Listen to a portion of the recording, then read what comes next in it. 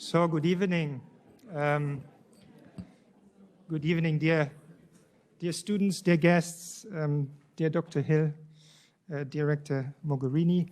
Welcome to this fourth high-level lecture on transatlantic affairs, which for the first time is a partially virtual event given the COVID-19 context. We organize these lectures each year in the context of the Master of Arts in Transatlantic Affairs program, MATA, which is a joint program between the College of Europe and the Flickr School of Law and Diplomacy that we started in September 2017. What is MATA? MATA is a two-year program. Students in the MATA program spend 1 year on each side of the Atlantic. They can decide to start the program here at the College of Europe or at the Flickr School. They spend the first 2 semesters in this location, and then they move to the other side of the Atlantic. They do an internship semester and a semester at the other school. With the Flickr School, the College of Europe thought that the MATA program offers a prime opportunity to educate future transatlantic professionals, transatlantic leaders, as it were. And we think that it was at the time when it was created and still continues to be a very timely initiative. The Memorandum of Understanding between the Flickr School and the College of Europe was signed in spring 2016, when the transatlantic relationship still looked very different from what it does today. We've gone through turbulent times in recent years, but these times have also shown, I think, at least one thing, and that is that a positive transatlantic relationship at any point in time cannot be taken for granted. And that is why we think, particularly at this stage, it is timely to invest into the education of tomorrow's transatlantic leaders, young, high potentials, who can maneuver across the transatlantic space because they've studied it. They've studied this transatlantic relationship from the US side, from the EU side. They are capable of putting themselves in the shoes of the other. And that is the education we hope to offer here with the MATA program. Now tonight, we have a lecture that couldn't have a more timely topic, I think. It's a broad topic, but I think an important one as we're moving towards the US presidential elections in a few weeks' time, resetting transatlantic relations. And it gives me an enormous pleasure to welcome and introduce our keynote speaker here for tonight, Dr. Fiona Hill. Dr. Hill is currently a senior fellow in the Center on the United States and Europe in the Foreign Policy Program at the Brookings Institution in Washington, D.C. She previously, as many of you may know, served as Deputy Assistant to the President and Senior Director for European and Russian Affairs on the National Security Council, and before that served as National Intelligence Officer for Russia and Eurasia at this National Intelligence Council. I think Dr. Hill is uniquely placed to speak to us about this topic. She will do so in a minute, but before that we will hear a few words from Rector Mogherini to welcome us all here tonight. After that, we will hear the keynote lecture, an exchange between Dr. Hill and Rector Mogherini, and then we would also like to hear from you. We'd like to open it to the floor. Questions and answers are possible here in the room, but also for our remote participants via the chat function. So thank you very much all for being here, and I look forward to an engaging transatlantic dialogue here tonight. Thank you. Thank you very much, Simon. Thank you, Fiona, for joining us tonight. Thanks also to all students that on a Friday night just to be here with us for this important high-level lecture and conversation. For me, it was only natural to join as soon as I have seen the program, first of all, because it's always a pleasure to meet again with Fiona. We've crossed each other during these last years in different functions. I'm actually here first and foremost because I'm very much interested in listening to what she will be telling us and obviously reacting and then having a conversation. I think as you said, Simon, there couldn't be any moment more appropriate than this one. I would say from now to January, we will have an interesting time for all friends of transatlantic relations to explore how this can be carried on and forwards in the coming months, depending on different scenarios we might face. And I think it is an extremely interesting moment to discuss this with her, that has for sure the experience, the broad vision on Washington dynamics, but also a deep knowledge of Europe. And that for sure is extremely precious at these times. So thank you, Fiona, for joining us. And also thank you for joining us. I know that you had a personal issue yesterday. I hope everything is fine. So thank you even more so for joining us anyway. And I would immediately leave the floor to you, just adding that it is my conviction, and then we'll discuss about this, that no matter what will happen in more or less a month from now, a bit less, but in any case, there will be the need to work on how to reset the transatlantic relations. So this is, in any case, whatever happens at the US elections, an issue that will become and be very high on, for sure, on the European agenda. Let's see on the American one. So Fiona, thank you again very much for joining us, and I leave you immediately the floor and ready to take notes.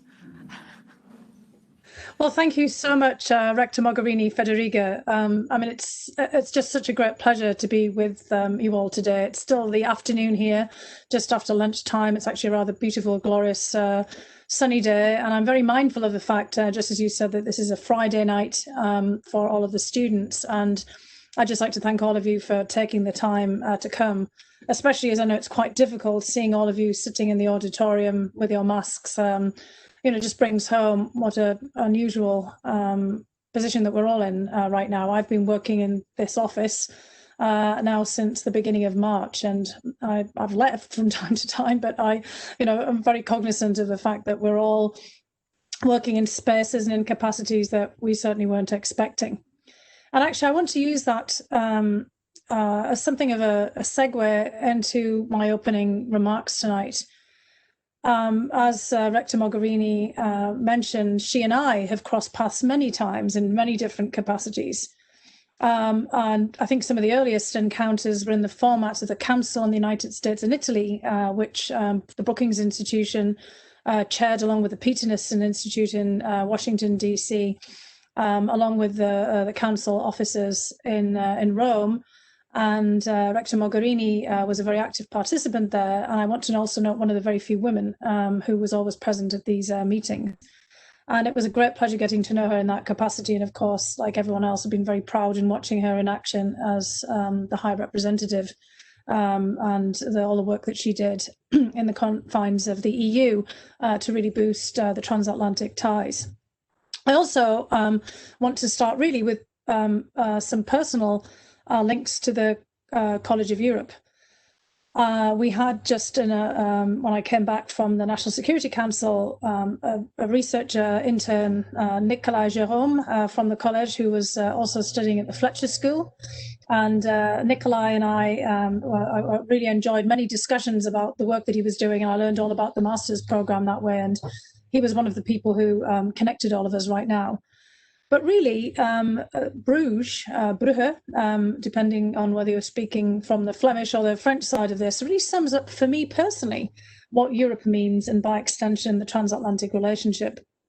I actually spent almost all of my summer holidays as a child and a teenager in Bruges.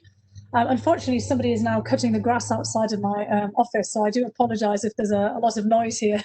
This is the perils of working from your home office. But when I was a child and a teenager, my family would take summer vacations in a place called Prinsenhof, a convent which was founded by English nuns, which is just off the main square with the Belfry Tower in Bruges. It was the old palace of the Burgundy dynasty, and where Mary of Burgundy, the grandmother of the Holy Roman Emperor Charles V, Charlemagne, actually died in that building after a riding accident when she was very young at 25, the same age as some of the students probably are today. Now, how did we end up in this convent? A bit of a strange place to have summer vacations. But the Mother Superior of the convent was a friend of a woman named Lady Olav Baden-Powell, who was involved in the Girl Guides movement through her husband, who had established the Boy Scouts. And the convent had a hostel for guides and their families from all around the world to stay in for a minimum amount. My mother had been in the Girl Guides in the UK in the 1940s, as many young girls joined in this period. And one of the nuns in Bruges was in the Guides before becoming a nun and was my mother's pen pal through the Girl Guides. So that's how we ended up staying there. So this is an early example of a network that was helping to build up ties in post-war Europe. And during World War II, the nuns in the convent of Prinsenhof had Allied airmen hidden in their attic at the same time that they had German soldiers billeted in the ground floor. And they had lots of stories to share with people like me who were staying there. It was also the case that some of the female students from the College of Europe lived in the convent with the nuns in a separate student quarters. And when I was visiting in the 1970s and 1980s, sometimes I'd walk with some of the students. It was just a 15 to 20-minute walk to campus along I think it's the Meurstraat and some canals that would lead to the campus. I actually have early memories of visiting the college. The convent in Bruges is now a hotel. I haven't had the chance to stay there again, but it was really a place where you could touch centuries of European history in the very walls of the building.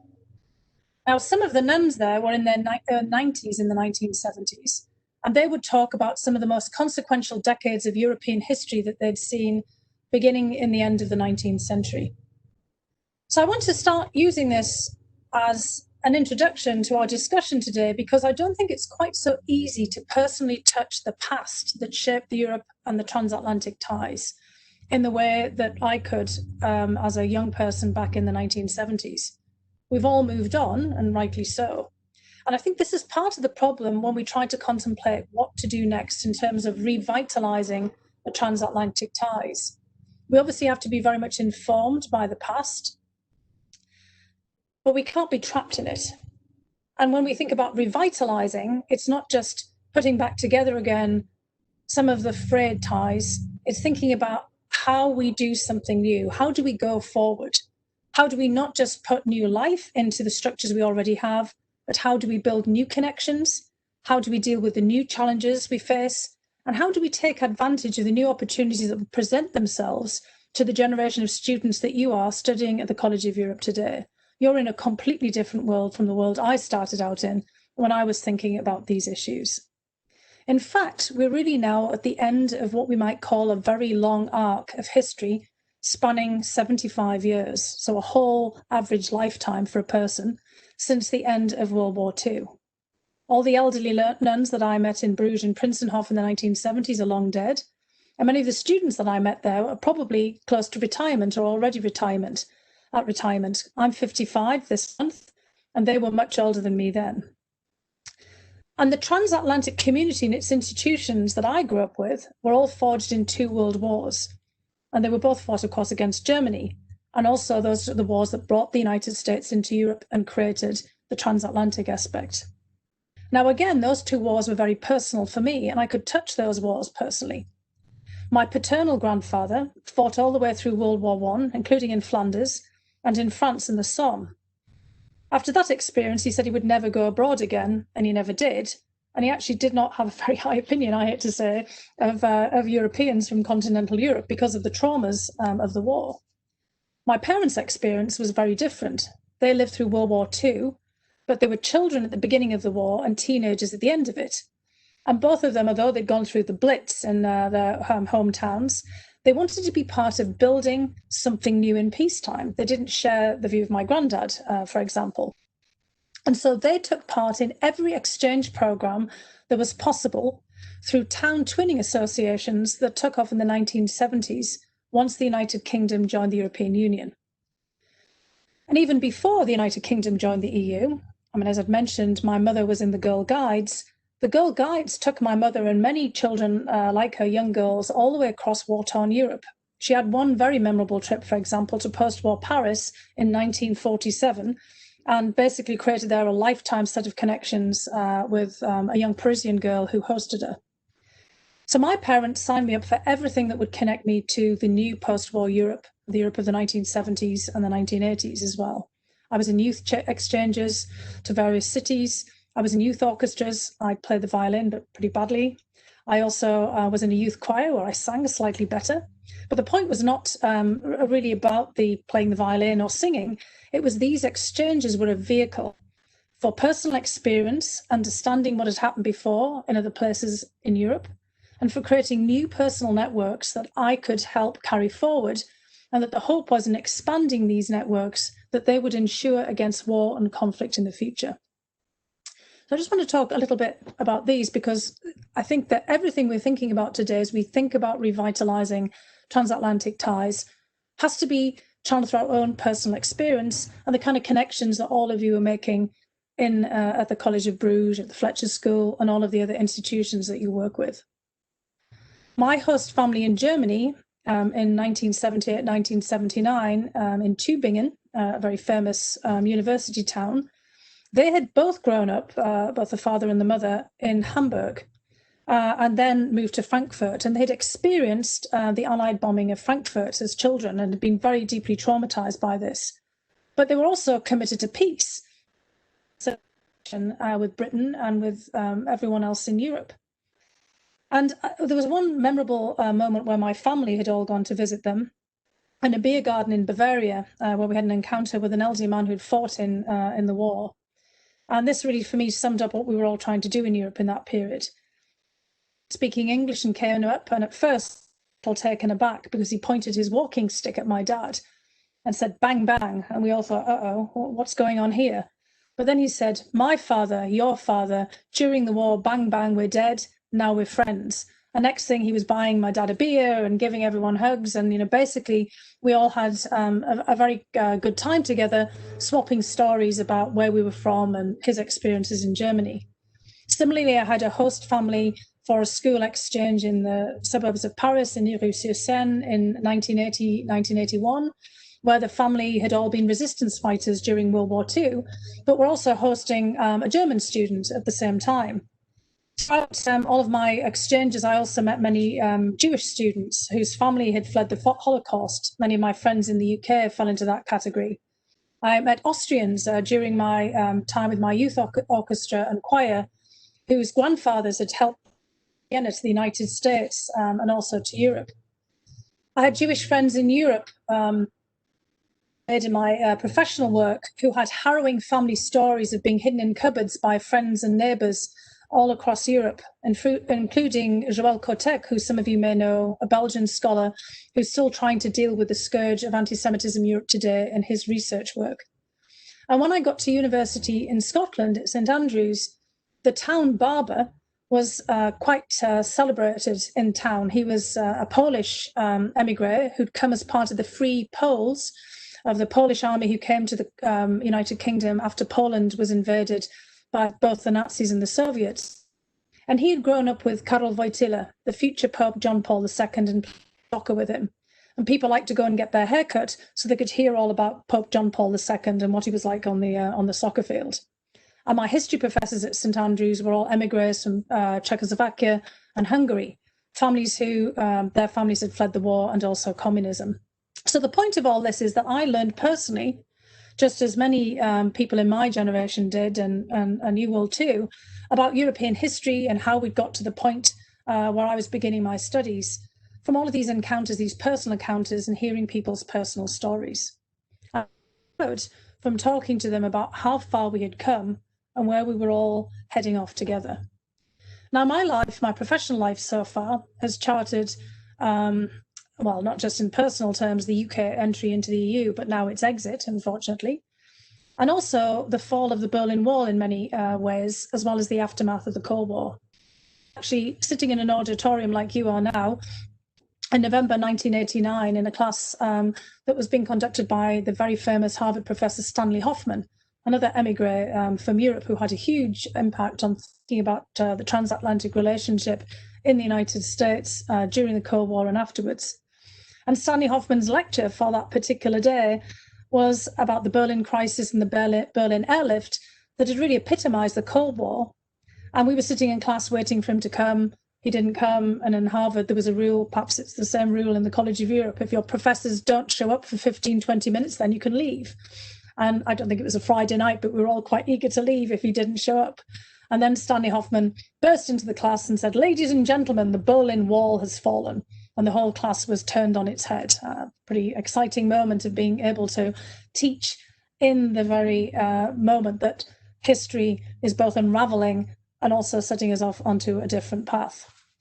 There are a couple of other incidents like this where in real time, as I was thinking about my time in Bruges, I also remembered that in 1979, so 10 years before the fall of the Berlin Wall, in August of that year, I'd been at another family holiday in Belgium.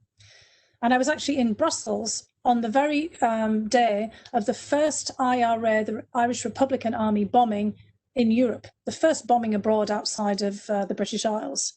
My entire childhood in the 1970s was marked by the troubles in Northern Ireland and the massive bombing campaign that the IRA launched, which was actually the most extensive bombing campaign in history.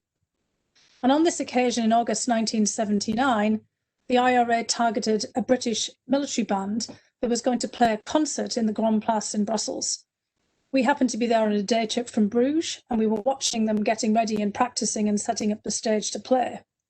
We'd wanted to stay to listen, but the nuns back in Prinsenhof were very strict on their schedule for dinner. We had to get on the bus to go back.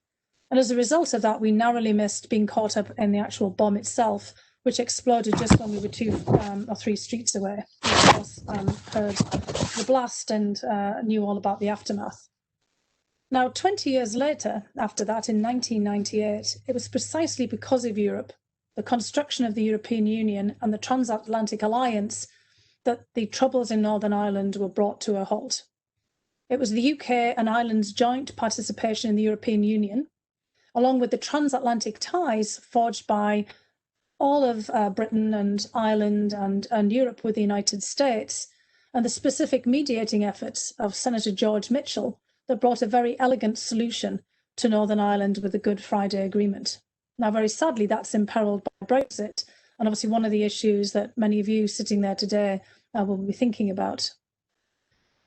Because as I've been relating here all of these personal experience, it's really people-to-people ties that remain critical to creating and underpinning the institutions that bind us together in the transatlantic space, but also to resolving conflicts. The conflicts of the past were resolved, of course, by people and the networks they created, and the conflicts of the future will also be resolved in that way. And sadly, Brexit in itself is somewhat contentious at the moment.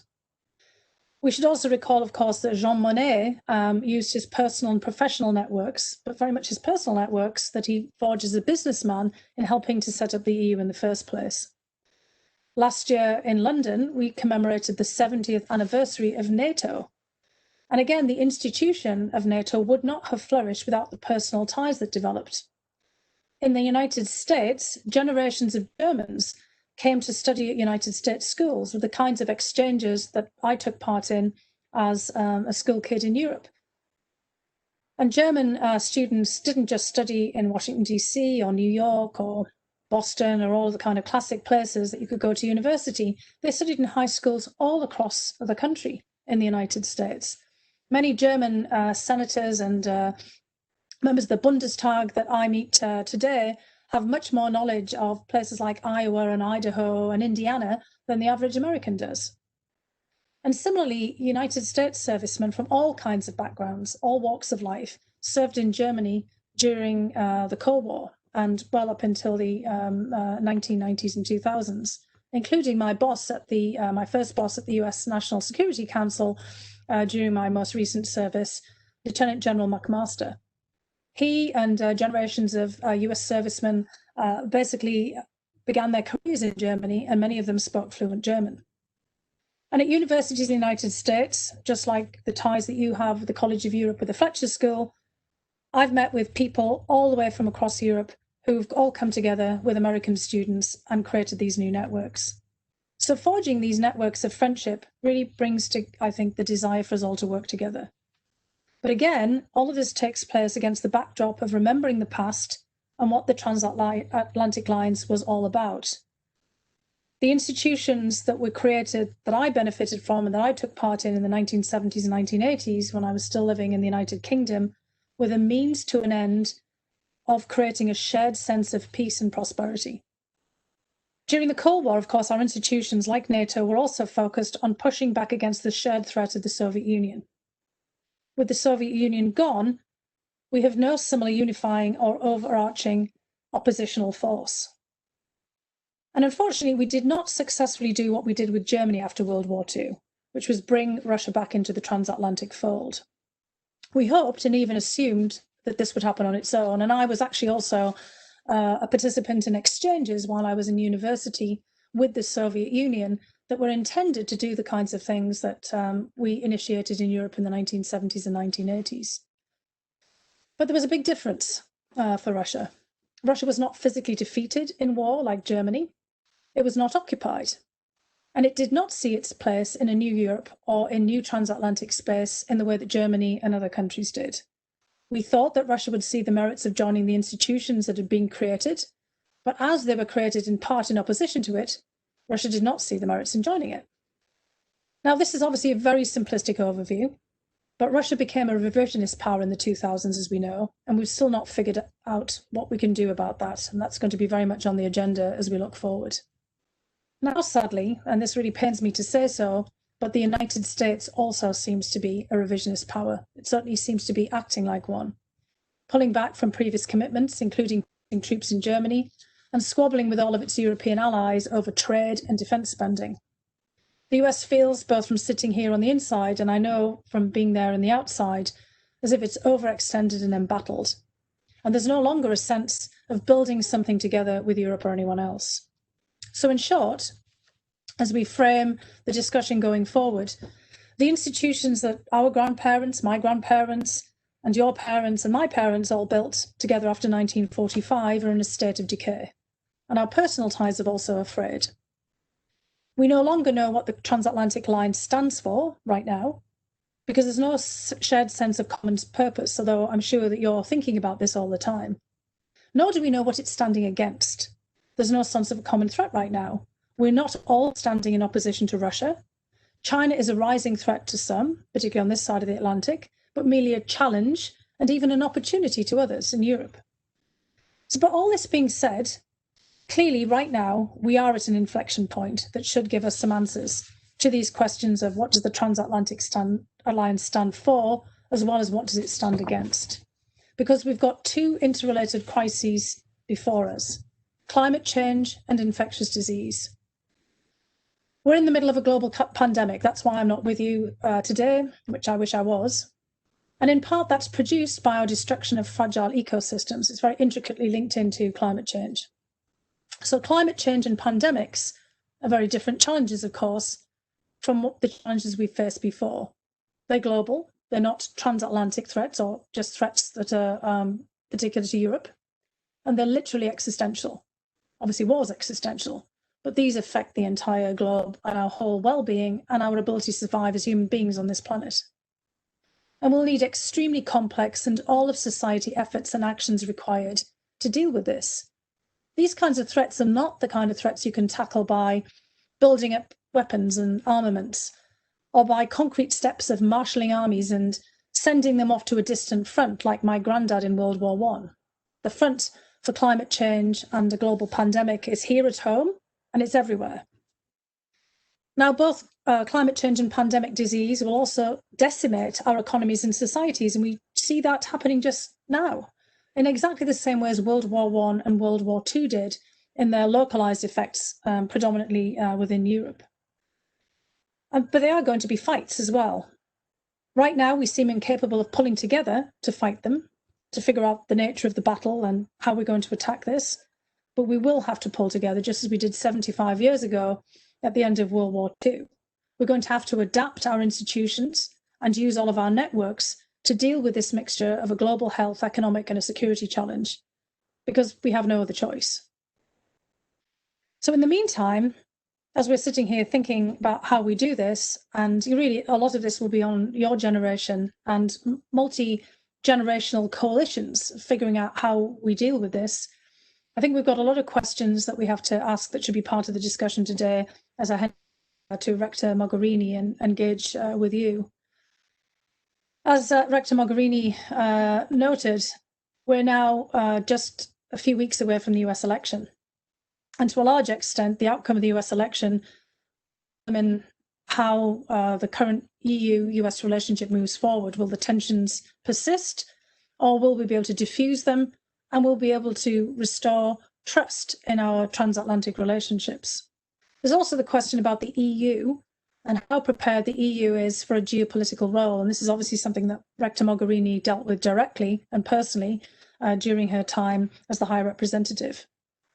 Will the EU be prepared to do more now to ensure its own defence and to stabilise its own neighbourhood, but also to assume a greater leadership role in tackling climate change and pandemics and all the other threats that extend far beyond the contours of the European Union and its immediate neighbourhood?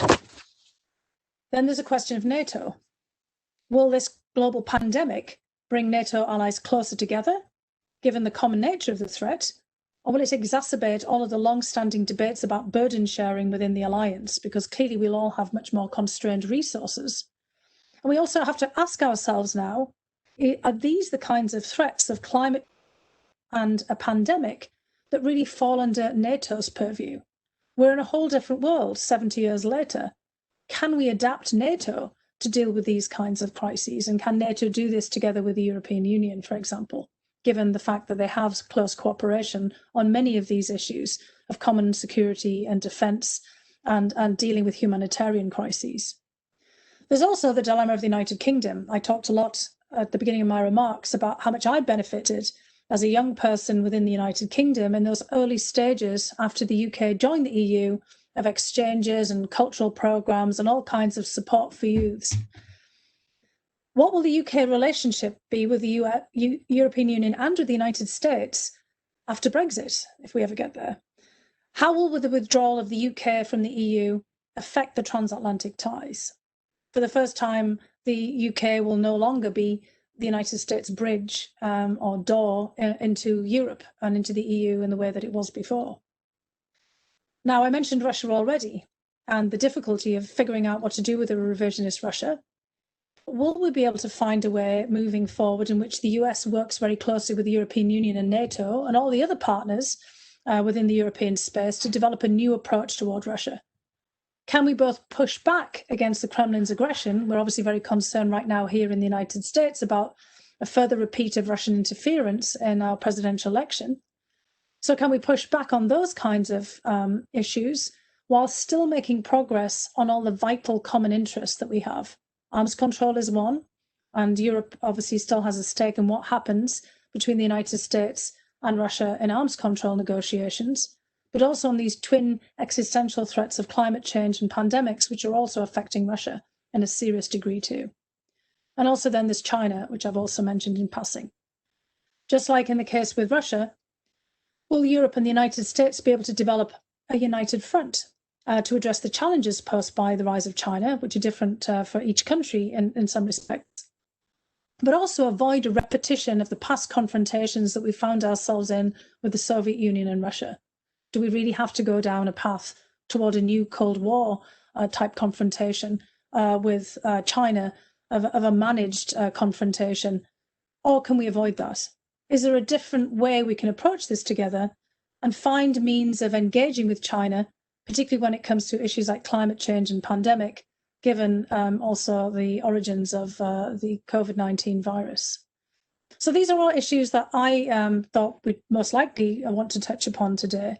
And I really look forward to discussing them with you. But it's really you, the students at the College of Europe, who are going to take many of these forward. And I just hope that people from my generation who went, some time before you and haven't always been able to tackle all of these issues and challenges in the way that we should have done, that we'll be able to help you and work with you in moving all of us forward. And it's your networks created with the exchanges with Fletcher School and all of the other institutions across Europe and across the Atlantic that will really help us to create the basis for revitalizing our transatlantic ties. So thank you so much for giving me the opportunity to be with you tonight. Thank you. Thank you so much, Fiona. I had no doubt it would have been interesting, inspiring, and putting a lot of questions also for our students, because I should have warned you, don't expect only to ask questions, but also to try to give some answers. I think this is the challenge. I somehow feel I have to apologize because you can't see really our face expressions, and you probably see a body language here that is a bit cold, but it's simply because we're keeping the windows open. So if you see people just standing like this, and it's to make the mask more comfortable. The colder it is, the more. No, it's a joke. But I really thank you for this this extremely inspiring introduction, and I think well I will comment on some points you raised, and on which I will also have something to add. But I think. You helped us enormously from the outset to avoid the dangerous, I think, simplification we might risk to have in Europe about thinking that the result of the US elections will automatically determine one scenario or another. I think the questions you put will be there and will be problematic questions in any case. Obviously, they will be tackled and answered differently, but I think both the broader context of the personal ties that underpin any institutional approach and stand, and also the problematic nature of the questions we have in front of us, will be there no matter what kind of administration will be elected. Obviously, it will be completely different in one scenario or another, and I'm sure we'll discuss about that in the coming months. But the questions are complex. It's not a black and white, it's not a yes or no. Ticking the box exercise. There's a complexity of how to revitalize, renew, reinvent somehow the transatlantic bond that goes beyond the political color, I think, of the administrations on both sides of the Atlantic. Having said that, if I can follow a bit your path, I think it was very interesting for us all to hear how you started, and that's very American, I think, even if you're not, but anyway, how you started on a personal level. I noticed that in one of my first experiences in the United States, I noticed that in the United States, people have the tendency to start telling a personal story, and then from there you develop a concept and an idea and the discourse. And I think this is something interesting also for us Europeans, because it gives an interesting personal touch to things. And actually, I can share also my personal little story about transatlantic bonds. It's true. We met actually many years ago now in a couple of lives before. It was indeed true. We were very few women in the room, I think. And that was one of the very initial stages of my getting in touch and getting in love also with the United States. And to me, as your experience in Bruges, that was unknown to me. So welcome back, even if virtually. You're welcome back to come back anytime in person as soon as we will be able to do it, hopefully soon.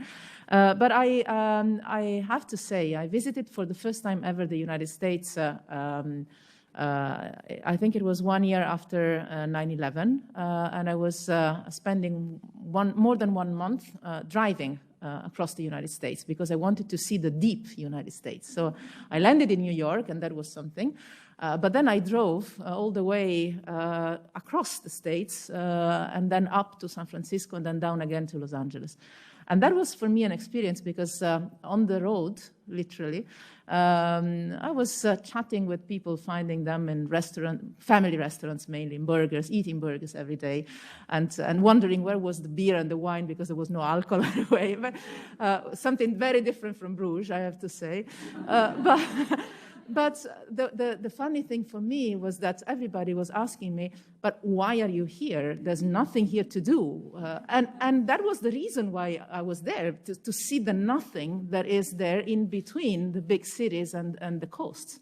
But that is America, and that is actually the majority of the Americans live in a context where they think there's nothing. Well, for us Europeans, there's the nature, there's the sky, there's the space, the empty space, which is something that in Europe is a luxury.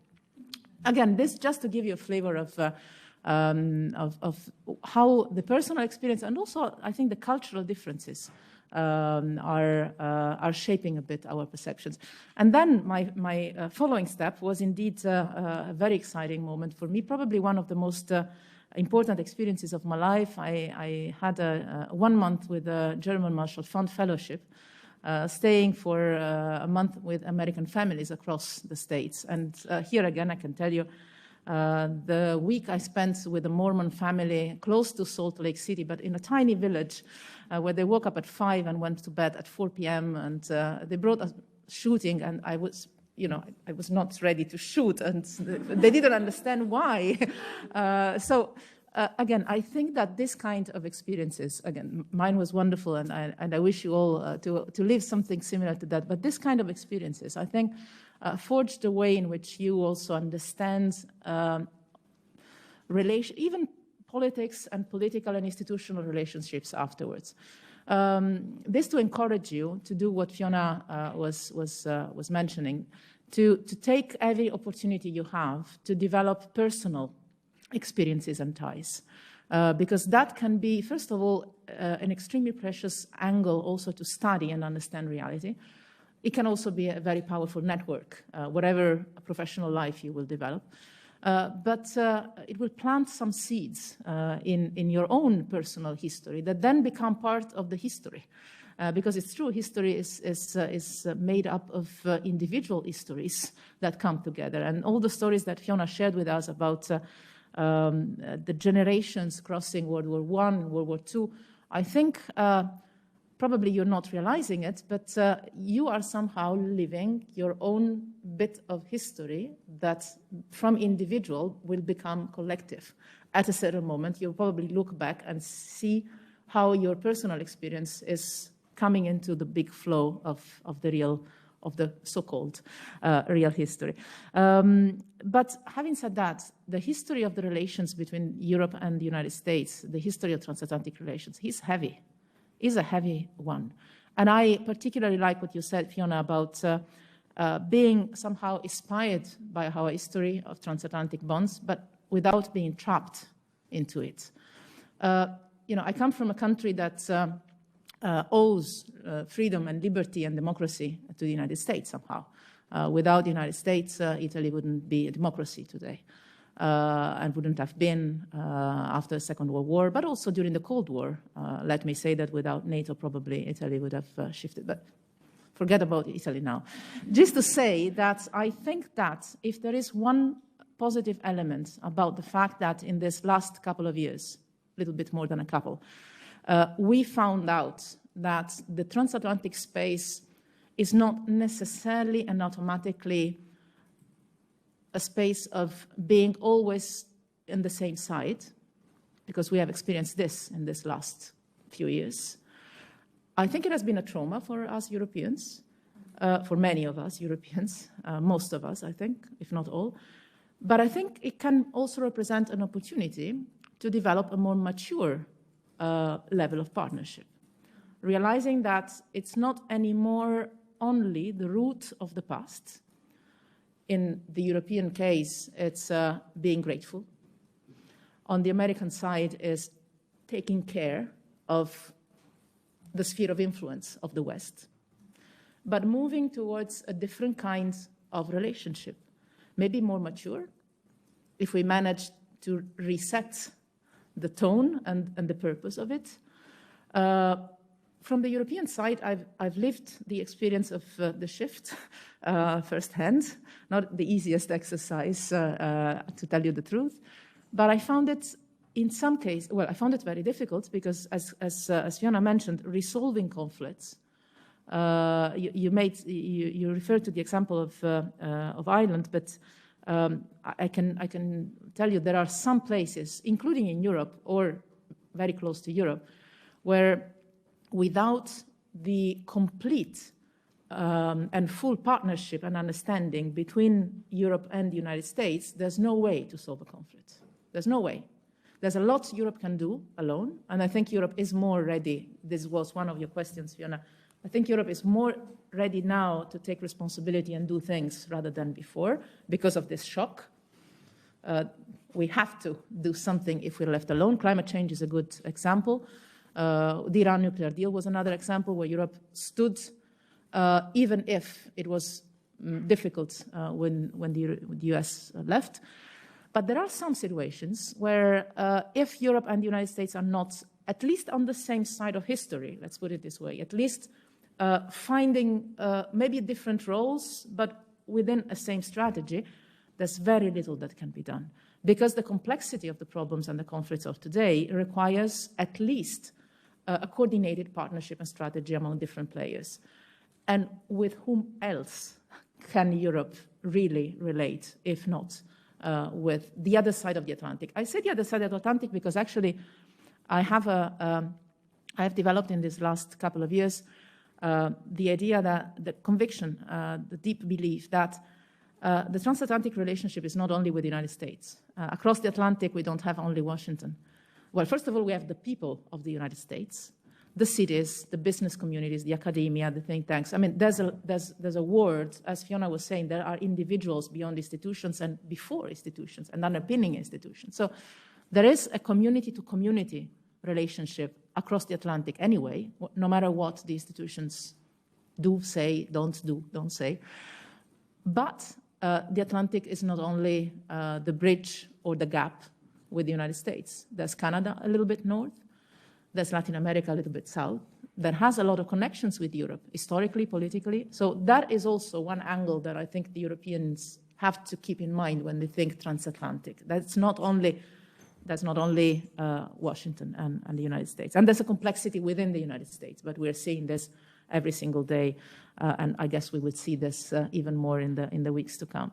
But there are some global challenges and threats, like the two main ones we're facing today, and I perfectly agree, climate change and the pandemic, that require partnerships to be developed. And I have to say, I think the European Union in particular, and Europe in general, is trying to see whenever it cannot partner anymore with the United States, and for sure on climate change it cannot anymore, at least on the administration level, but it's a different thing with the United States as a country, then to look for other partnerships on a variable method, I would say.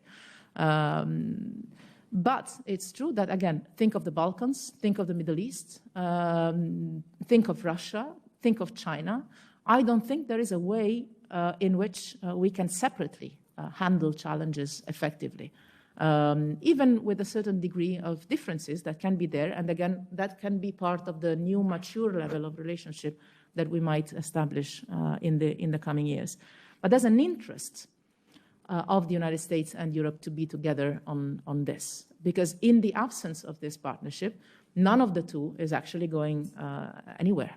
And in fact, if I ask you, give me one conflict that has been solved in the last 3-4 years, I challenge you to find one. Well, there are some situations that improved, but mainly for democratic uprising inside the countries or international efforts that have been developed. But again, if you take one conflict from Syria to Libya to Ukraine, give me one that has been solved in the last 3-4 years. Why? Because again, there's a certain limit to what one or the other can do alone. There are some things that can be done alone, but I don't think many traditional conflict, let's put it this way. I think that that the sense that Fiona mentioned about this feeling, and feelings are an important part of foreign policy because it's perception and it's narrative. And it's also personal relations sometimes. But this feeling of not having anything else, anything anymore that we share is a little bit there.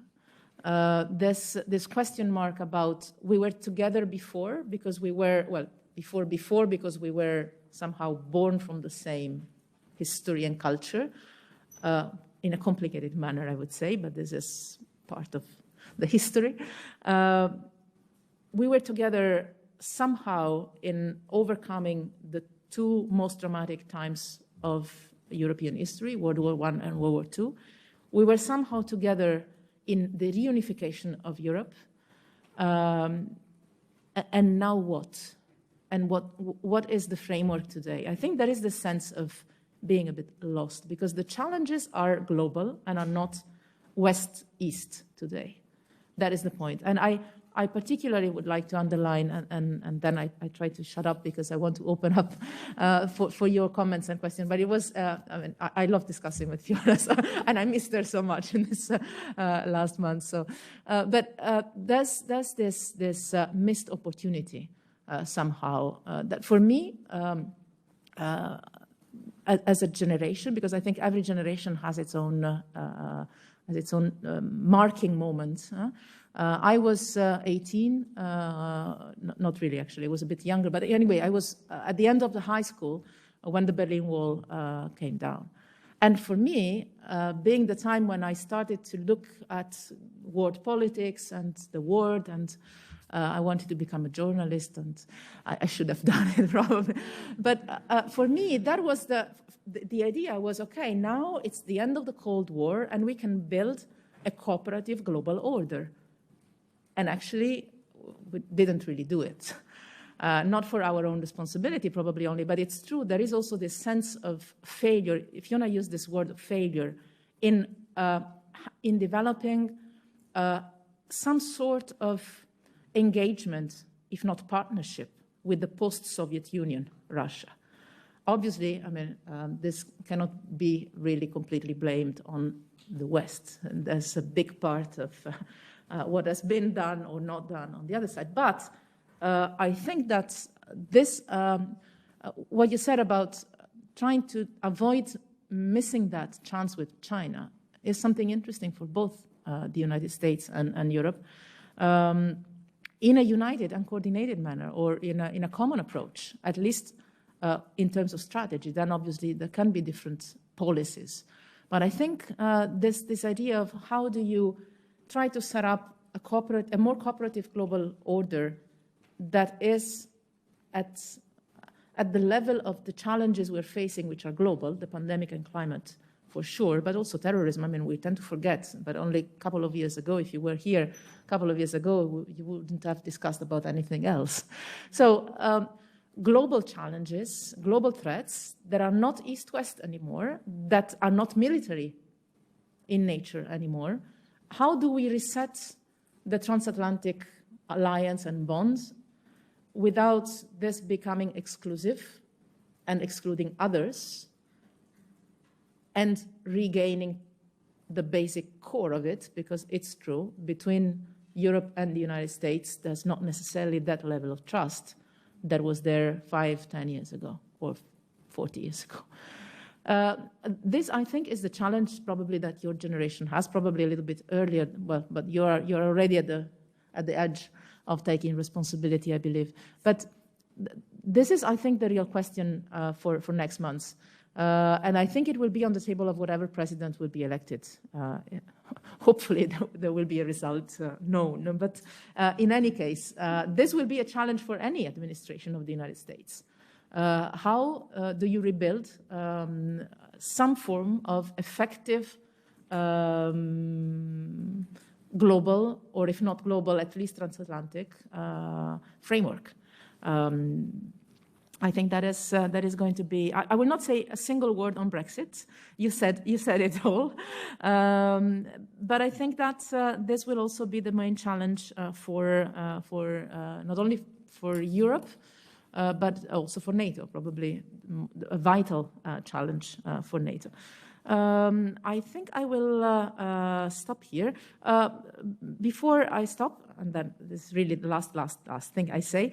I noted down something very important. I think you said that we tend to forget in Europe, and that is that the ties beyond being historical, political, economic. Ask the Chamber of Commerce, and you realize how much we have as an interest in common and shared across the Atlantic. But I think we tend to forget in Europe sometimes, and also in the United States, the people. Think of New York. Think of the mayors of New York, of their names. Think of the governor. Think of the chief of police, of the fire department. You will find only Italian names. Then they don't speak a word of Italian, but probably they speak dialect. Think of the Polish community, the Greek community, the German community. I mean, you can't find any European nationality that doesn't have a strong community in the United States. And I think we are underestimating that huge potential we have of the people-to-people, community-to-community, culture-to-culture link. It's really strong, I think. And I think we're not using that enough I would say, to give a basis, to give roots to what sometimes we interpret only as an institutional bridge. I think that we should, this is maybe something for you to reflect upon in the future, how to explore all the non-institutional ways to strengthen or to resettle or to reshape or to revitalize the transatlantic bond, the connections, the communities, the languages, the cultures. I'll stop here and maybe open for questions that I think we should do this way. You ask your question, we repeat the question because you don't have a microphone for health reasons. Yes, I also distance. We have to carefully follow. So we repeat the questions and we take some also from the web. Indeed. But I would like to give, well, thank you first of all for this wonderful transatlantic dialogue, which has taken, I think, a very personal direction. And I think that's very important because if we think about resetting transatlantic relations, this people-to-people dimension indeed is one way of thinking about it. And I think you both brought it out superbly here, reminding us that ultimately transatlantic relations is all of us. We are constitutive of transatlantic relations.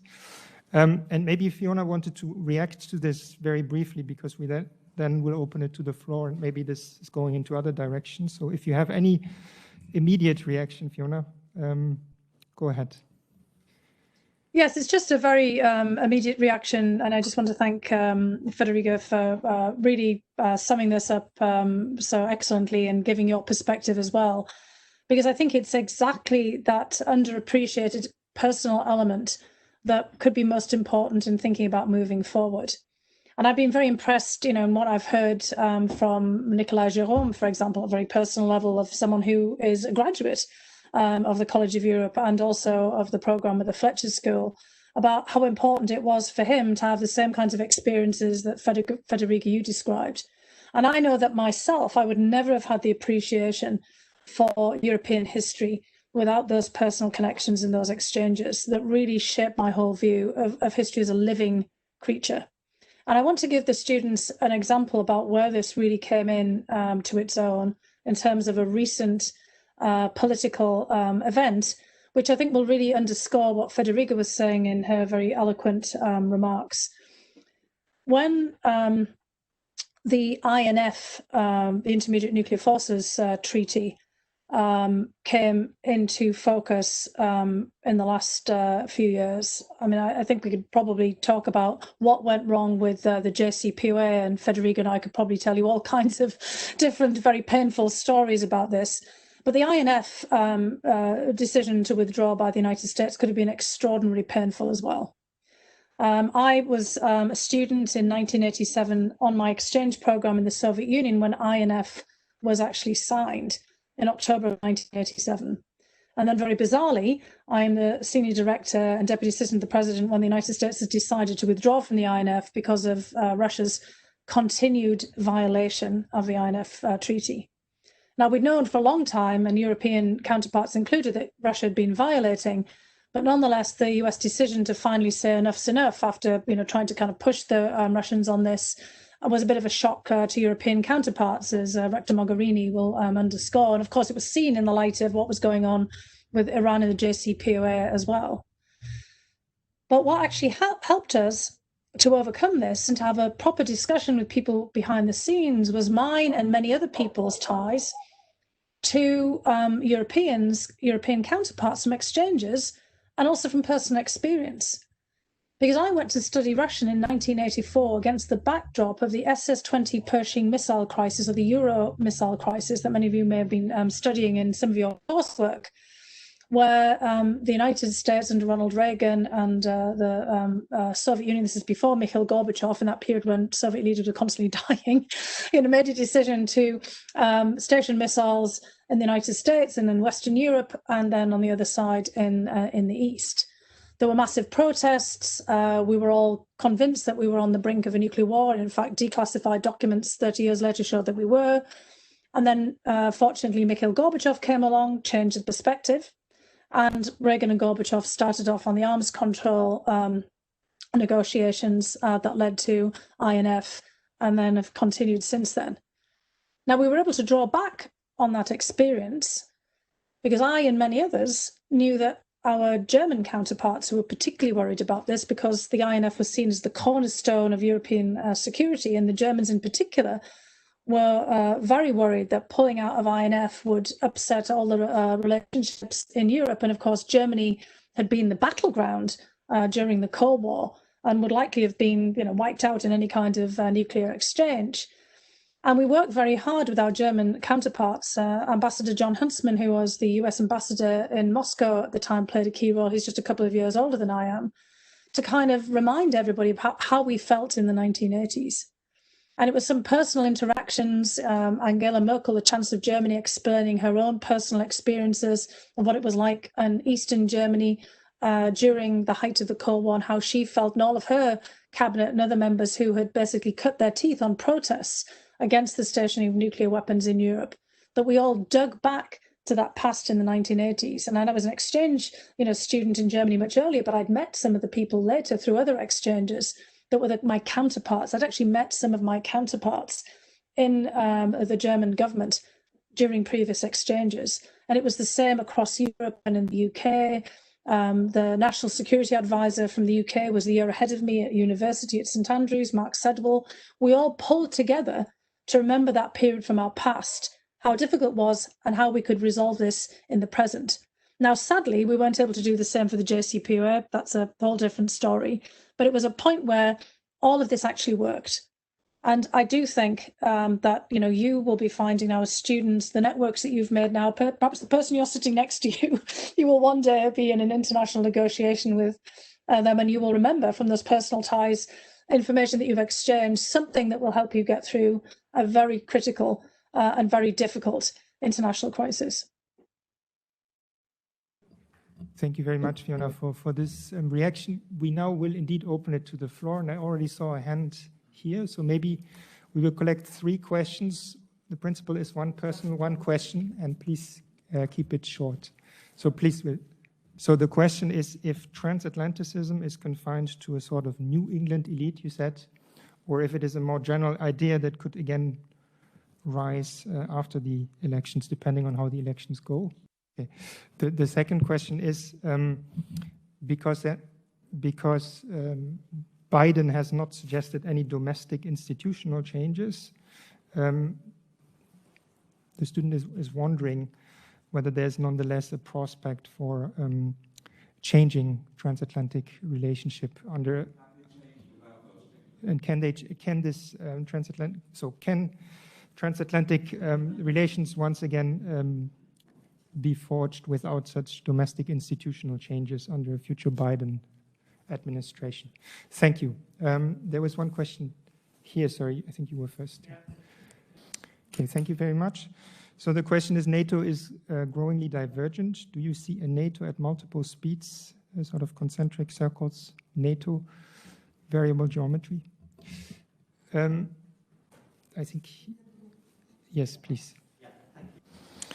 Okay, another question on international global institutions. So do you think that even if Europe and the US came together again to reform international institutions, that there's nonetheless a challenge to counter, for instance, the BRICS, China, and their institutional preferences, so that we're not essentially going back to the previous world order, but that it's something different, and the US and Europe may have lost clout? And I think maybe with these 3.5 questions, we end the first round and give you the opportunity to provide a few answers. Thank you.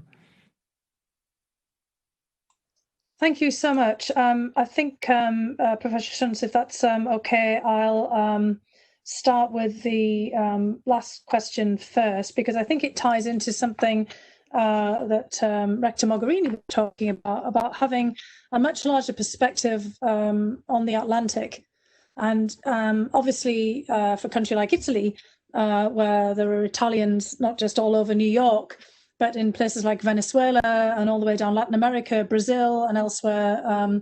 And I think I'm sure that Federica was thinking in that regards. I mean, you and many of your colleagues in Italy, Marta Dassù from Aspen Italia, have talked about a kind of a larger Atlanticism, transatlanticism for some time. And I think, you know, the rest of us should have been paying attention to that in a much more concrete way, because I think that that's an answer in part to the question about reinvigorating international global institutions. It's absolutely right, as the questioner commented, that with the development of the BRICS as an alternative formula and many other regional formats, it's not been quite so easy for Europe and the United States to set the agenda. I mean, we did, after the financial crisis of a decade ago, after 2008, create the G20. But of course, that's proven quite complicated. And I think actually Mogherini would agree with me that a lot of the G20 summits have lost their way as well. They were quite good in figuring out a response to the global crisis, but then they've become, again, you know, kind of set piece summits with not a great deal of a common agenda, even though the host countries have often tried. And, you know, we could reinvigorate those, but I do think that we might start, thinking about other formats. The G7, you know, obviously has its limitations. The United States was trying to figure out a way of making the G7 focused on China, which I think has been uncomfortable for most. But how do we indeed create these larger institutions? I think that's by having a broader perspective of transatlanticism.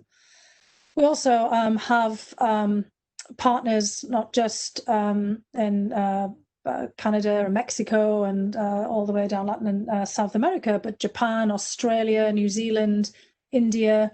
I mean, I think there are many other ways in which we could formulate this approach. This actually leads into the question about Biden in part, because Biden and his team have talked about creating a grouping or meeting of democracies, of world democracies, as one of the first things that they might do in a new term if they achieve the presidency, as a way of kind of kicking off an effort to revitalize and reforge alliances. And obviously some of those countries that I've mentioned there would fit into that frame. But I do think you're absolutely right, we need to rethink that.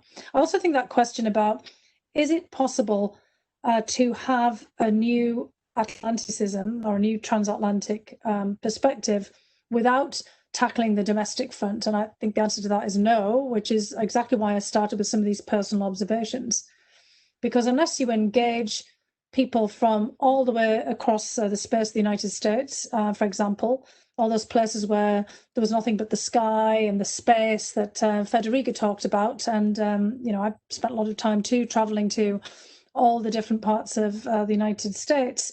If you don't give people outside of the coastal cities a sense of what they're engaged in Europe for, irrespective of the fact that they might have originally come from Hungary or Slovakia or, wherever they might have come from, and there are people with European ancestry across the entire United States, that's not enough. As we're suggesting here, you can build on those past historic ties, but they need to see something there in the present. I think that's exactly the same across all of Europe. Why is there the Yellow Vest movement in France? Why did most of the people from the part of Britain that I come from decide to vote for Brexit, back in 2016?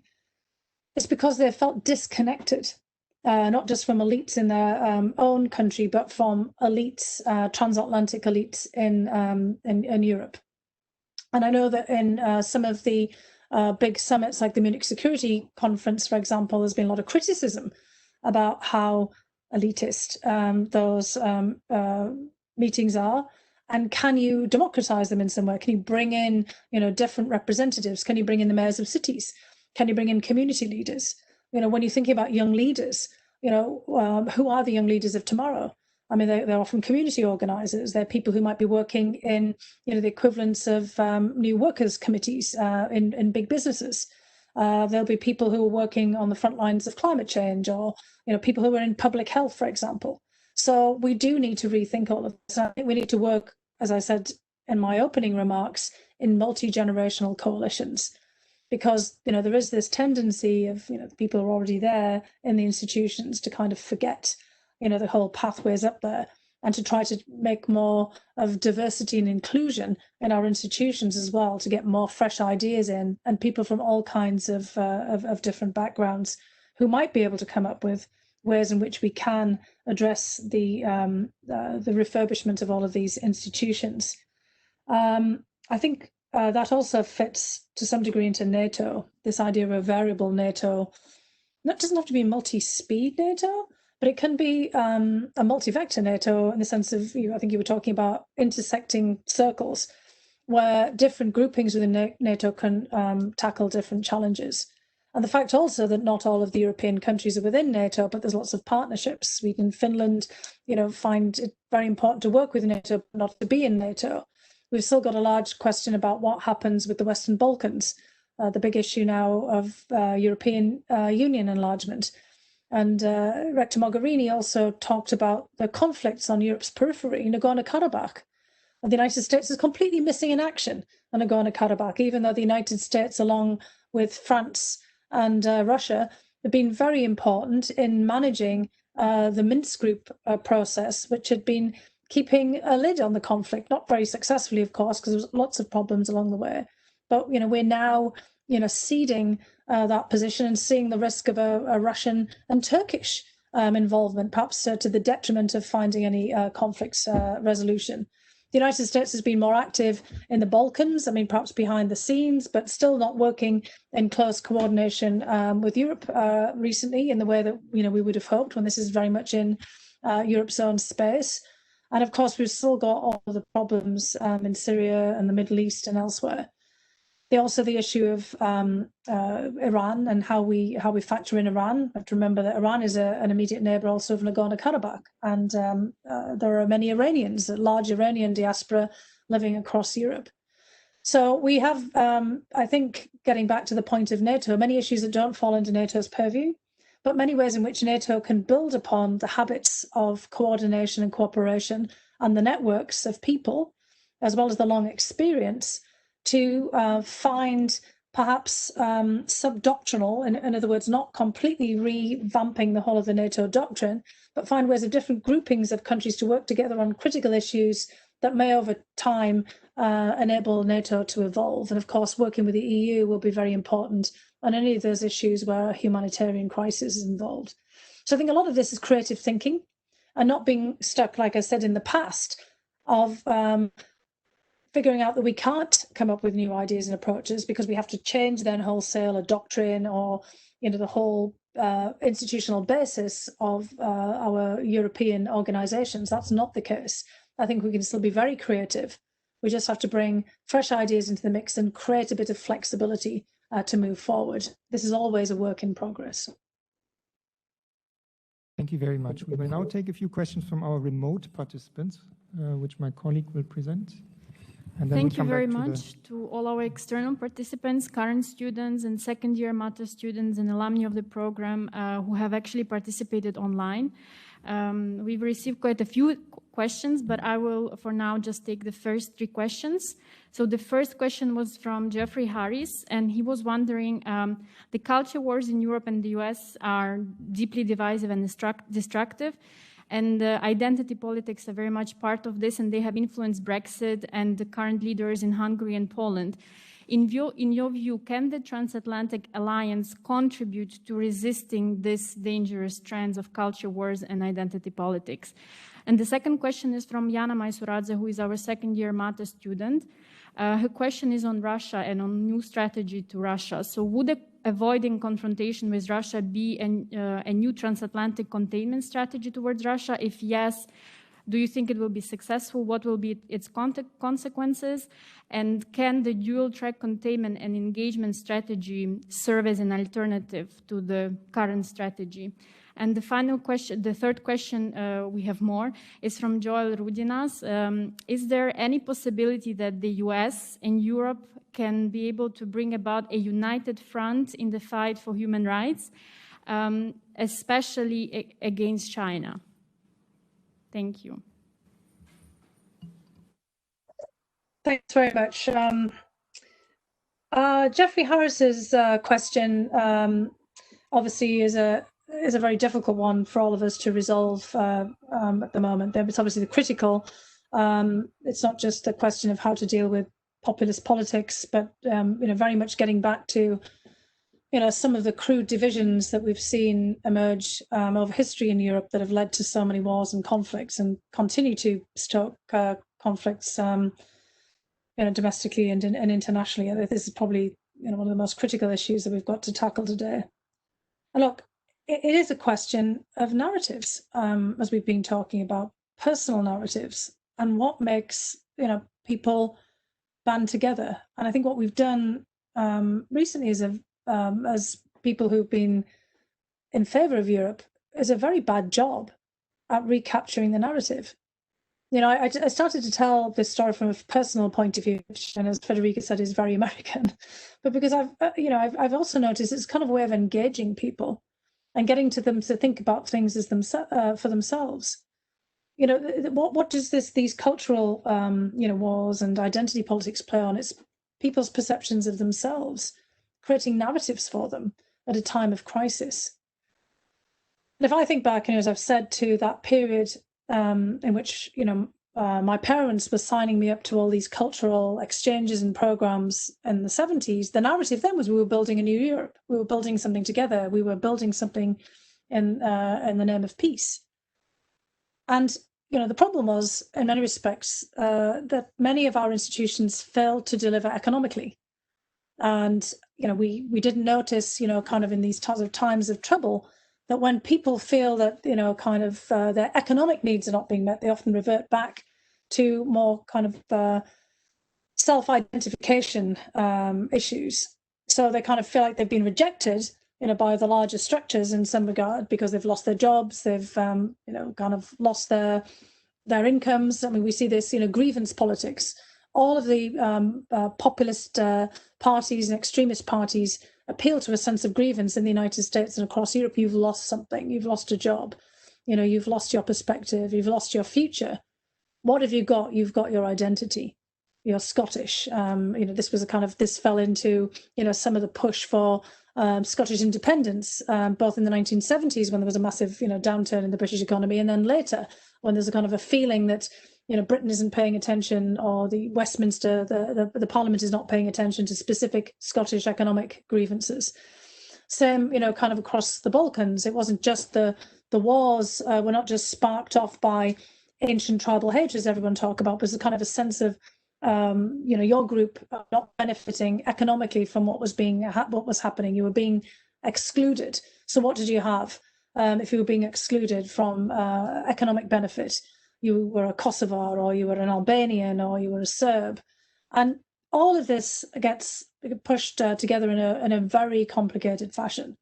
So what we have to do is kind of find a way of both getting our economies back in order again. I mean, the European Union plays a very important part in that regard. And in fact, it was precisely that idea in the 1940s and 50s at the end of World War II, when we were trying to rebuild the countries again, rebuild the economies, the idea that you could overcome some of these divisions by making the economies of Europe deliver again, with the European coal and steel community, and then after that, the larger trading entities, to get economies back on their feet so that you could then tend to the idea of a larger meta-narrative that would give people something larger to think about, kind of sense of being European, being part of a larger shared heritage, not in these smaller groupings.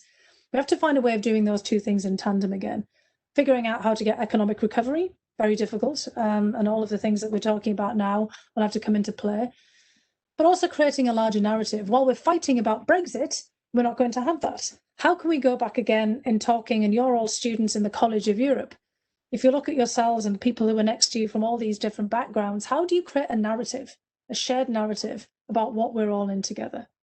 We're having that in the United States right now. We've been divided into very crude red and blue states, Democrats, Republicans, or white or black, or all these identities that are basically moving us away from our core humanity and our core perspective of being Americans. Some of these are structural. We have to overcome structural racism in the United States, not to trivialize that at all, but we have to kind of find a sense of a shared future. Now, that will be decided in some part by this election. And the biggest thing that people are going to trying to do right now is to get people to go out and vote and to kind of, take back their individual agency by voting as a citizen of the United States. So what are the kinds of actions like that we can kind of think about? I mean, this is obviously not an answer to Jeffrey's question because this is very complex. We all have to be in it together again to think of a new narrative. We all have to work together to figure out what that is. It's all part of what we're discussing today of how do we think about ourselves as building something bigger that also delivers for people so they can see themselves as being part of it and not cut out of it. Russia is a similar problem. How do we engage Russia if Russia doesn't feel like it's part of the same system? And we run the risk of being in a perpetual confrontation with them. Russia still sees us as a security threat, particularly the United States, because the United States still has the capacity and capability to destroy Russia, obviously, through its nuclear arsenal. So engaging in arms control remains a very important point in stabilizing the relationship, just as it did in the 1980s, and consistently with that, with the negotiations that we had around the New START agreement as well. That is something that ultimately we will have to do together in a NATO context as part of the alliance because of the United States and France and Britain still being all in NATO. That makes NATO a nuclear alliance. And arms control is going to be an important area of cooperation. Our biggest problem is really pushing back on Russia's attempts to interfere and influence in our elections and in our abilities to create these narratives I'm talking about. And we have to, basically work together in unison on this. Where we've been most effective in pushing back on Russia is where we've actually worked in lockstep. And where we've been the least effective is when we've all tried to do our individual approaches. But we also have to keep open a door to Russia to say, look, we want to be part of a larger system with you. You are a European power. You have been historically. Admittedly, there are cultural differences, but over the centuries, there's been a lot of interaction between Russia and most of Europe, France and Germany and the United Kingdom, in terms of history of the royal families and the Russian aristocracy, but also an incredible amounts of contemporary ties of Russian students in Europe, of Russians living in Europe. We've got something there to build on a community basis. And we've got to all decide together, do we want perpetual confrontation or do we want to kind of try to create a space? But at the same time, we have to make it very clear that the kind of dirty tricks and interference, assassinations, poisonings, all of the things that we're seeing today has got to stop, that we can't find that space if that continues, but we can only do that together. So I think we can, but again, it'll be a very difficult situation. We'll have to find some formalized frames, not just through arms control negotiations, but to sit down and figure out where to move forward. And that also ties into the questions on China and human rights and pushing back against what's happening with the Uyghurs, also in Tibet and in many of the other areas where we're very concerned about Chinese actions. We can only do it if we have a unified front. And China's been very successful in dividing everyone against each other because of our failure, so far to figure out whether we have a shared perspective on how we're going to handle China. And, we saw, for example, the Chinese attacks on the Norwegians and Swedes after the Nobel Peace Prize, and literature was awarded to a Chinese writer. We've seen whenever countries have hosted the Dalai Lama, the Chinese authorities have gone after them, and other countries have not stepped up in solidarity. And that's what we need to deal with both of these challenges of Russia and China. We need to have solidarity. And getting back to Jeffrey's question, it's solidarity that will ultimately help us both, kind of on a national and a larger level, push back against, the culture wars. Thank you very much, Fiona. I think we still have time for certainly one more round of questions. And if you could please say your name and then a short question, that would be much appreciated. Yes, please. We'll take the three here. Go ahead. Thank you. So Victoria asks, if President Trump wins another term, can the EU afford to let this relationship go into chaos? Or else, what would it take to actually restore this relationship over an imaginary 4-year term of President Trump? Thank you very much. Cornelia asks about NATO and climate change.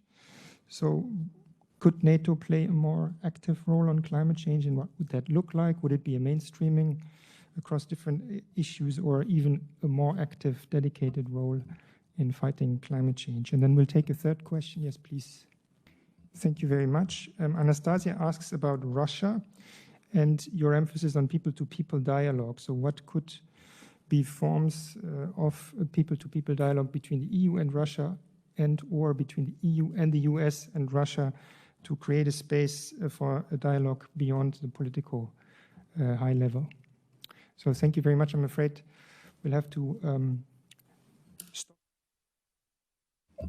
Open for another round of answers by Dr. Hill. Thank you.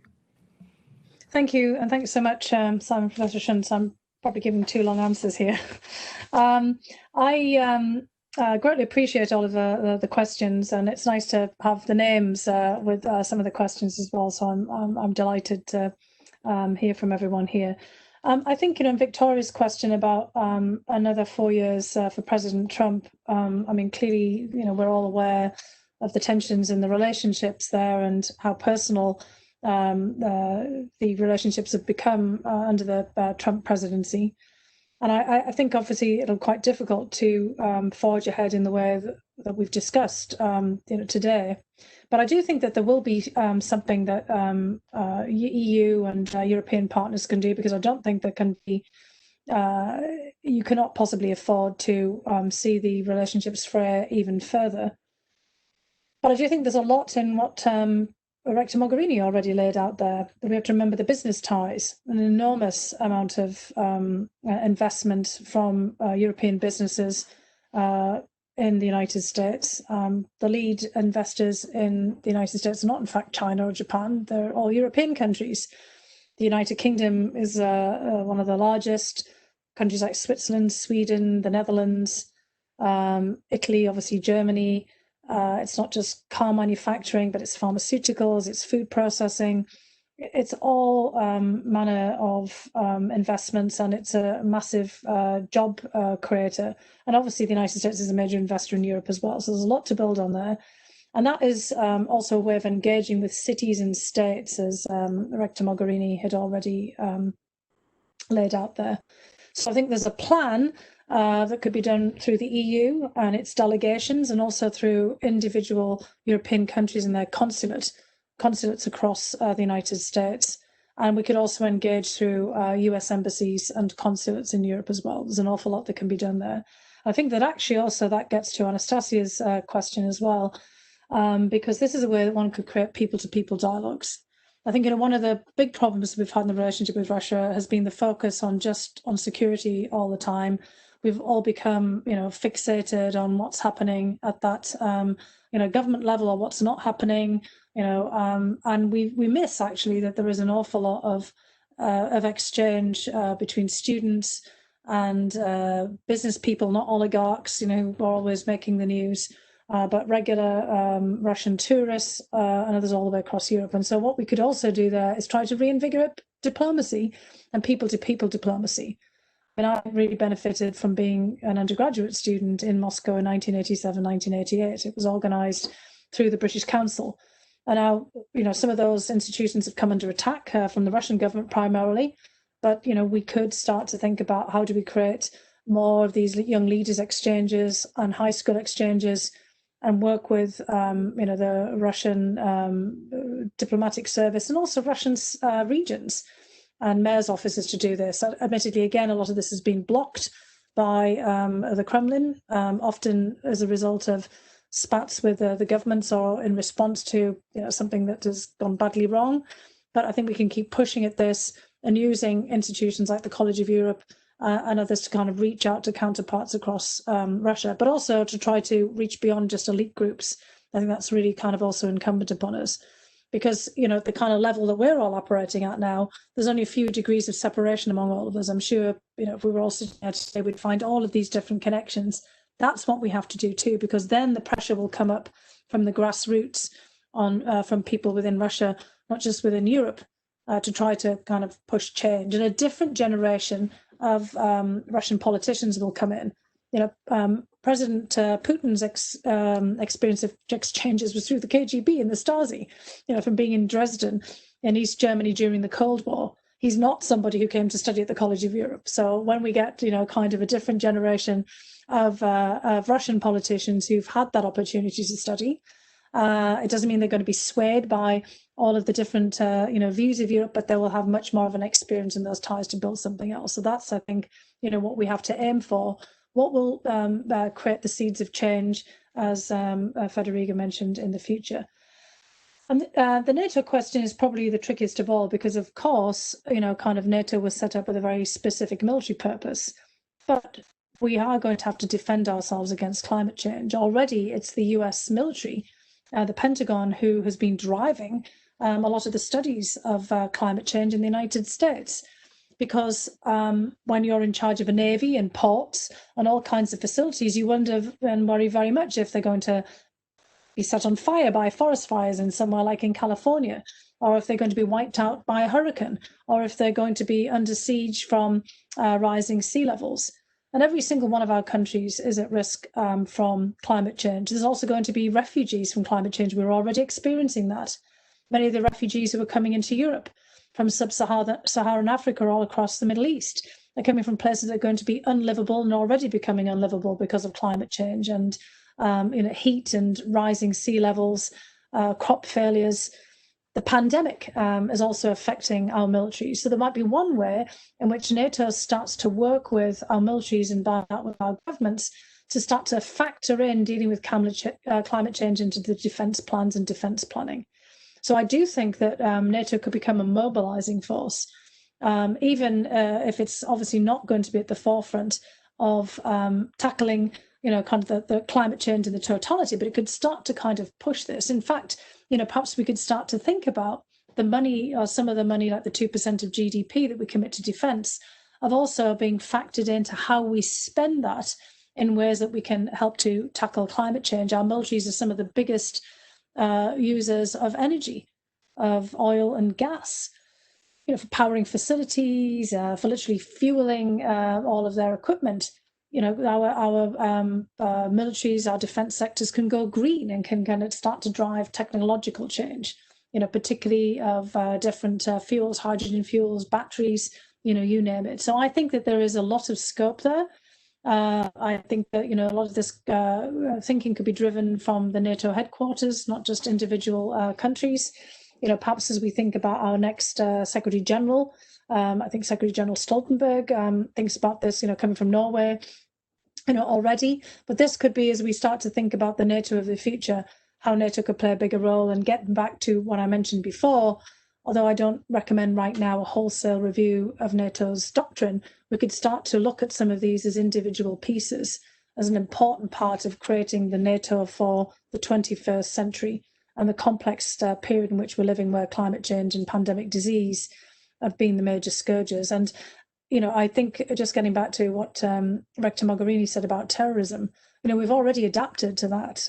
She's absolutely right. I mean, sitting there where you are now in Belgium, a few years ago, that's what we'd have been talking about. We'd have been talking about ISIS and the penetration of ISIS into all of our cities and the terrible bombings in Brussels and the airport and all of the other attacks that we saw all the way across Europe. And, you know, we did pull together and figure out how to deal with this, not always successfully, but, you know, NATO was a major frame for this too. And, you know, we have to then be able to adapt to this next set of challenges. And I think we can, because we've seen the ways in which we've stepped up in the past. So I just want to say, all of it, all of the things that we are looking for now the ways forward will come from people like you coming up with fresh ideas, understanding where we've been in the past, understanding where we've fallen short, where we may have failed, but also understanding where there might be an opportunity for change. Because there are lots of opportunities now, even though the situation seems bleak. And some of you sitting out there, I'm sure, have got ideas that are a lot better than the ideas we have currently. And if we all work together, we can certainly, I think, find ways of tackling these challenges. Thank you, Fiona. I think we have used a lot of your time, but very well, at least for us, and I hope also for you. If you allow me, because again, this is also for me a very interesting dialogue, so I would probably take a couple of points of what you said, but also of the questions that were asked, if you allow me just briefly to comment on a couple of things. One is NATO, because I found very interesting the question about the multiple speeds, the possible multiple speeds. And I personally, very frankly, don't see how a military alliance could go there. It's already very difficult for a political and economic union like the European Union. I don't see the military alliance that NATO is being able to move in that direction. I think the very same nature of a military alliance is all together and no one left behind, whatever behind means. So I don't see this perspective for the alliance, and that could potentially paralyze it. But I think that Stoltenberg is very smartly positioning NATO, trying to position NATO, regardless of the US denial still of the climate change threat, as a player in handling the security challenge of climate change. And indeed, if you look around, personally, I would have no doubt in saying that today, the first security threat that the world is facing is climate change. It's a security threat. It's not just a nice-to-have debate. It's a security threat. And Fiona was rightly saying, not only the changes we're facing everywhere in our countries, but also most of the conflicts today are, well, many of the conflicts are rooted in climate change dynamics, and it will be more and more so in the future. Actually, I was interested in discussing with a friend today that was telling me, well, the generation that is raising now, I mean, your generation has never faced a war. And my immediate reaction was, they have not faced a war, mine neither, but your war probably is the combination of a pandemic and climate change. Because that makes you realize what is essential in life. There's people dying, and where is the important choice to be made in public allocation of funds, in strategies. I mean, probably you are going through, hopefully not, but a kind of experience like our grandparents and mothers and fathers did. Another last thing I wanted to react upon, well, the Russian angle. I was surprised a couple of years ago. I was looking at the numbers of the Erasmus Plus students in Europe. The largest nationality was Russian students. And this was the best news I got for like 1 week. I was not receiving many good news at the time, but because this means that, again, there's a new generation of Russians that potentially are growing as Europeans. And that doesn't mean East or West, because we have, I mean, it's European. It's a European country, and it is a big part of European culture as well. So going beyond the institutional level, I think, is very important. And the last point is on Trump and Europe. If I can, now that I'm free, completely free from institutional duties, I think there will. First of all, personally, if I had to bet on a result of the U.S. elections, I would bet on Trump re-winning. That's my feeling. But I hope I'm wrong. But I think Trump doesn't have a problem with Europe. I think Trump has a problem with the European Union because it's the most successful multilateral living experience. He has a problem with UN, he has a problem with multilateralism in general, with existing frameworks of cooperation where it's not a one-to-one negotiation. And this is why I think the European Union will continue to have a problem, an existential problem with the US administration if he's reelected. Not all of it, not all the US administration is very diversified. But I think that he will try to do what others are doing, picking and choosing the Europeans and trying to cultivate inside Europe the anti-European Union feelings. Because it's true, not only, somebody was asking about this in the beginning, not only in the US, transatlanticism is becoming an elitarian luxury, but also inside Europe, sometimes the pro-European Union discourse is becoming an elite issue. And you're probably here also to try and overcome this. But also on the European side, it will start to become complicated to argue in favor of transatlanticism if we have another 4 years like this. So we will have, I think we will be together in this, on how to avoid that chaos, as somebody put it, will come in terms of transatlantic relations if we'll have another 4 years like this. But let's see. I'm sorry I recommented, and I know I cannot reopen the debate, but I would say to be continued, Fiona, because it's such a pleasure to have you as a speaker and with us. And then now knowing your Bruges history, you should definitely come back, and we would be happy to welcome you again here. And really thank you for your inputs, because I think, for me it has been really good. So I guess also for our students here. And then they're desperately eager to get contacts because they've experienced quite some hard weeks here. They've been bravely and quite consciously following a period of quarantine. So they deserve all the rewards they can have now in terms of content and studying and conferences and not parties. Sorry, I take advantage of this opportunity because it's Friday night. The weekend is coming. Behave, otherwise no opening ceremony on Tuesday. Sorry, I had to threaten as a part of my role. Sorry. So I told you, we'll party together when we will be able to do it. Now, 3 people maximum. Sorry, so Fiona, only Zoom parties, right? Only Zoom parties. yes, virtual parties. So normally I could use the trick of any chair now and say we continue the debate over the drinks reception, because there were still a lot of questions, and I apologize, we should have planned this as a longer event. But I think nonetheless we had a very rich exchange, and I would like to thank both our guest speaker, Fiona, for taking the time. It's really excellent, and also to Rector Mogherini for taking the time, and to you for all your questions. But I would particularly like to also thank my colleagues who stayed here on a Friday night from the IT service, as well as my colleague Jana, Annelies, and Dr. Hill's assistant Philippos, who also helped us a lot in putting this together. So thank you very much, and have a nice evening and weekend. Thank you. Thank you very much.